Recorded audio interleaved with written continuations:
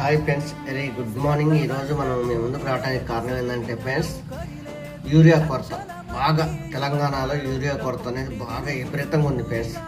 Urea బ్యాగ్లో ఈరోజు సంచి 500 లెక్క, బ్యాగ్ 500 లెక్క కొనే పరిస్థితి వచ్చింది రైతులు. ఇంకా రైతులు మనం బాగుపడతారనుకుంటారు. రైతులు ఎలా బాగుపడతారన్న? రైతులు బాగుపడేది ఇలా యూరియా బ్యాగ్లో 500 లెక్క మీటర్ ఉన్నాం, సగానికి సగం ఎక్స్ట్రా తీసుకొని అమ్ముతున్నారు ఫ్రెండ్స్. ఎందుకంటే మొక్కజొన్న లాస్ట్ దశలో ఉంది. ఇప్పుడు యూరియా ఇస్తే అవసరం ఉండదు. ఎలాంటి టైంలో వాళ్ళు అదే అదురుగా చూసుకొని షాప్లో లేదు బ్యాగ్లో విడి చేస్తున్నారు.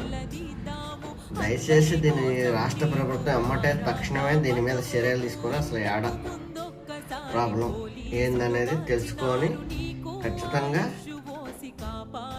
ఒక వ్యవస్థను అనేది వేసి యూరియా ఎక్కడైతే కొరత ఉంది ఏందని తెలుసుకొని తక్షణమే ఆడికి సప్లై అనేది ఇస్తే రైతులు కొద్దిగా మేలు చేసిన వాళ్ళు అవుతారు.